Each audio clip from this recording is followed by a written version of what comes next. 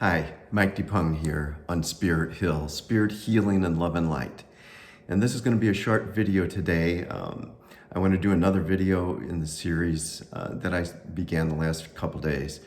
But I wanted to take a little time today to just refer to something that happened. Every night I spend time outside in doing energy work, prayers, whatever you want to call it, but I definitely speak with the spirits that are about me. I have helping and compassionate spirits that come in and carry my energy, and my guides who guide me in things. And it's a beautiful time that I value, and I've done this for quite some time.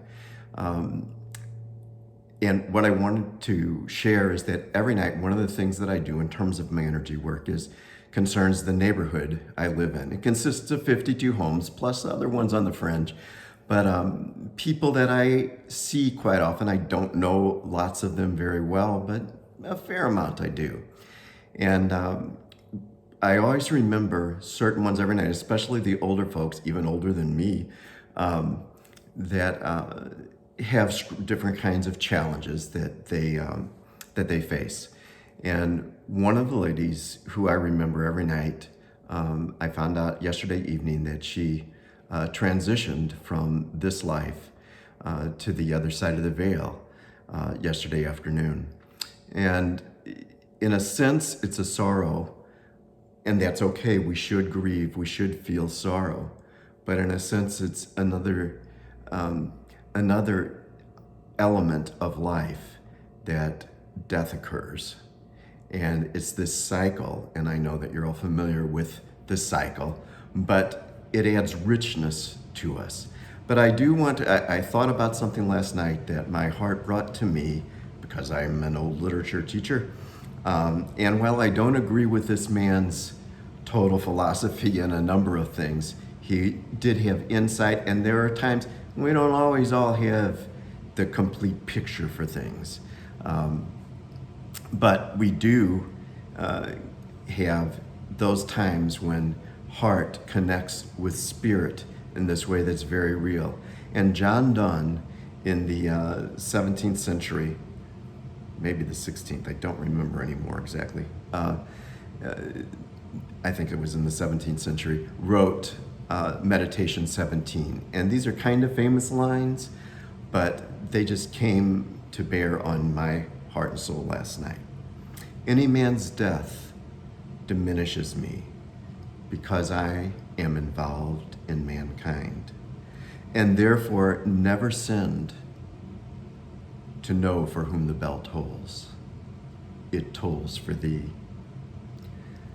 This connects directly to me with, well, first of all, I want to mention something.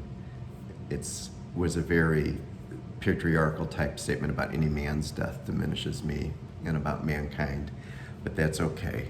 I understand the historical context and in time.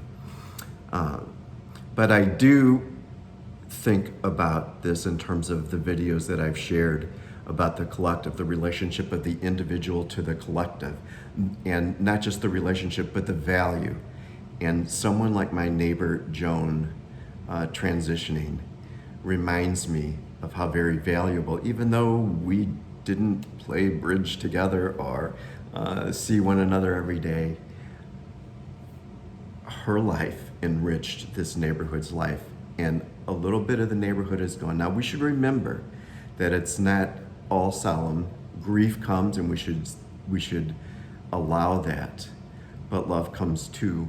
And death oftentimes frames a person's life in such a way that we can know and see the value in a greater way, and experience love in a greater way, in a deeper way.